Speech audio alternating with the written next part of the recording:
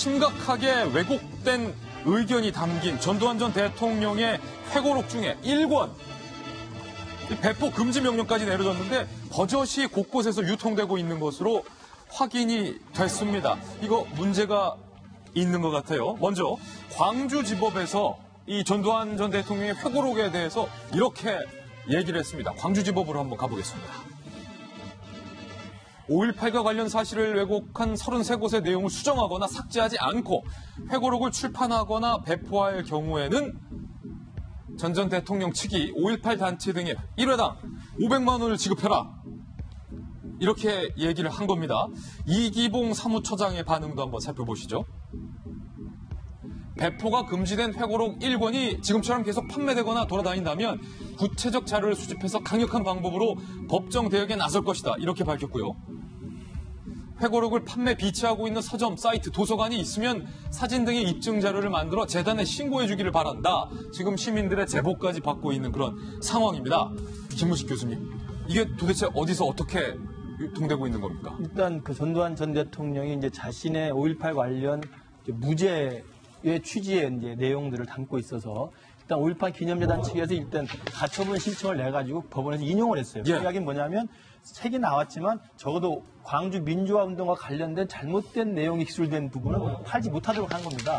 그런데도 지금 여러 가지 지방 도시라든지 아니면 심지어는 몇몇 곳곳에는 도서관에도 지금 비치가 돼 있다는 제보가 나오고 있다는 거죠. 이것은 명백하게 법원의 판결을 이제 반하는 것이기 때문에 신속하게 처리를 해야 될 것 같고요. 근데 지금 진행된 걸 보니까 왜 그럼 저렇게 법원에서 금지 처분을 했는데 판매가 되느냐.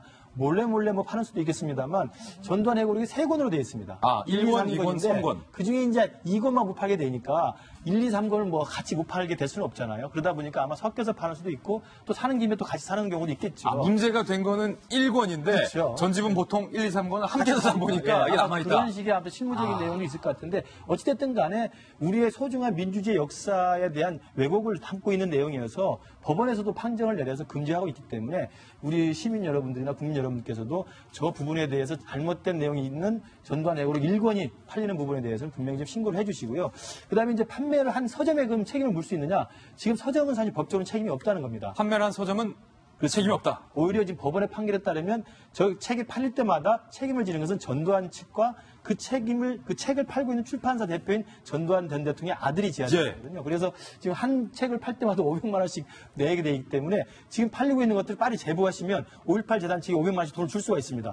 빨리빨리 국민 여러분께서 주위에 있는데 서점이라든지 도서관이나 인터넷 사이트에서 파는 것이 있으면은 제보를 하시면 아마 법원에서 아주 적고하게 판단을 하면 한 회당 500만 원씩 전두환 대통령 측에서 내야 되는 걸로 알고 있습니다. 아니 그러면 김재 변호사님 문득 엉뚱한 아이디어인데 지금 전두환 전 대통령 일가의 재산이 환수가 아직 안 되고 있거든요.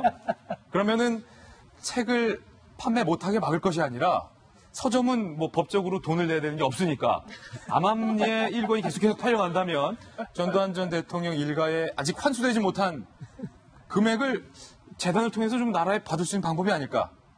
하지만 말도 안 되는 얘기지만 5.18 재단을 비롯한 그 광주의 그 희생자들의 감정을 좀 무시한 그런 상상력인 것 같고, 당연히 이런 헛소리를 담은 책은 출판이 금지되고 배포도 금지되는 것이 맞죠. 근데 이제 가처분 신청을 할 때는 원고 피고가 아니라 채권자, 채무자로 표시를 하거든요. 근데 채권자가 이 5.18 희생자들이고, 그다음에 채무자가 이게 전두환 씨만 적혀 있는 거예요. 그렇다 보니까 지금 거기에서 빠진 이 출판사나 혹은 이 서점이나 도서관 같은 곳은 실질적으로 그 가처분 신청의 영향하에는 없는 거예요. 그러면 이제 어쨌든 간에 그래도 이거를 부수를 전부 회수할 그런 책임이 전두환 씨에게 있는데, 그럼에도 불구하고 저 지금 의무를 이행하지 않고 방치하고 있다는 거예요. 방치하고 있다는 거예요? 그래서 회당 500만 원이니까 한 권당 500만 원이면 100권 하면은 5억 원. 이렇게 굉장히 이제 액수가 커져요. 근데 실질적으로 지금 29만 원밖에 없다는 전두환 대통령이 과연 만약에 100건 팔면은 이 5억 원에 만약에 낼 수 있느냐. 이행 강제금이 부과된다고 하더라도 과연 집행이 실질적으로 가능할 것인지는 의문이긴 합니다. 이거를 이제 서점이나 혹은 도서관 측에서 미리 이 부분을 꼭 채무자로 되어 있지 않더라도 점검을 좀 해라. 예, 이 시기에 따라서 좀 점검하는 과정이 필요할 것 같습니다. 요즘 영화 택시 운전사 바로 이 5.18 광주 민주화 운동의 아픔을 사실적으로 묘사했다. 거의 1,000만 관객 돌파를 목전에 두고 있는데 이 전두환 회고록 1권에 과연 광주 민주화 운동에 대해서 어떻게 기술이 되어 있었던 건지 저희가 책 내용 다시 한번 준비했습니다. 함께 보시죠. 나도 5.18의 피해자다. 이런 주장이 1권에 33곳에 담겨 있다는 거예요. 광주 사태라는 단어를 전두환 전 대통령이 회고록에 썼습니다. 광주 사태. 이 광주 사태라는 단어 안에는 광주 민주화 운동의 의미를 폄하하고 광주 민주화 운동이 마치 폭동인 것처럼 폄하하는 내용이 담긴다는 거죠. 광주 사태. 광주 사태의 충격이 채 가시기도 전에 대통령이 되었다는 것이 원죄가 돼서 그 십자가는 내가 지게 됐다. 나도 피해자다라는 거예요. 상처가 분노가 남아있는 한 그 치유와 위무를 씻기 위한 씻김굿에 내놓을 재물이 없을 수 없다고 하겠다. 내가 씻김굿의 재물이다. 그러면서요. 국군을 사살한 행동을 3.1운동과 같은 운동이라고 부를 수 없다. 폭동은 폭동일 뿐이다. 광주 민주화 운동, 사실은 총탄에 쓰러진 그 무수히 많은 시민들의 죽음은 외면한 채 민주화 운동을 폭동이다. 그리고 국군을 사살한 행동이다. 이렇게 왜곡을 했고요. 더욱이 광주에서 양민에 대한 국군의 의도적이고 무차별적인 살상 행위는 일어나지 않았다라고 역사를 부정하는 기술까지 담겨 있습니다. 이쯤 되면 광주 민주화 운동에 희생되신 유가족뿐만 아니라 우리 대한민국 국민들을 상대로 뭔가 기만을 하는 것 아니냐. 법원도 이렇게 공감을 한 것 같은데요. 이순자 여사가 지난해 5월에 전두환 전 대통령은 광주 민주화 운동과 아무 상관이 없다. 역시 피해자다. 라는 취지의 발언을 했습니다. 그때 발언 한번 들어보시죠. 저희 가족께서는요, 항상 광주에서 민주화 운동하다가 희생되는 시민 사람들하고 또 본인의 의사와는 상관없이 명예에 의해서 광주의 치안을 유지하기 위해서 내려가 있다가 희생되어 있는 경험군. 둘 다 희생자라고 생각을 하세요. 5.18 재판에서 광주에서 발포 명령자는 없었다 하고 분명하게 재판 결과가 나왔습니다. 광주 사태에서 학살자 누명을 확실히 벗었고요. 광주에 가서 돌을 맞아서 모든 게 5.18 그 가족들이나 오해가 다 끔이 풀리고 정말 분이 다 풀린다. 뭘 못하겠어. 각하가 망월동 묘지에 참배를 못할 이유가 없잖아요. 정성희 의원님, 이순자 여사의 저희와의 인터뷰 내용이었는데 일단 각하라는 호칭을 쓴다는 것. 그리고 각하가 망월동 묘지에 가서 참배 못할 이유가 없다라는 것. 그리고 역시 광주 사태. 그러면서 국군도 피해자고 각하도 피해자다. 그러니까 이 전체 국민들의 사실 실체적인 진실이 거의 규명이 끝났고 그다음에 역사적 평가까지 내려진 광주 민주화 운동에 대한 어떤 사건을 보는 시선이 얼마나 왜곡돼 있고 시대착오적인가를 갖다가 이제 한눈에 알 수 있는 장면인데요.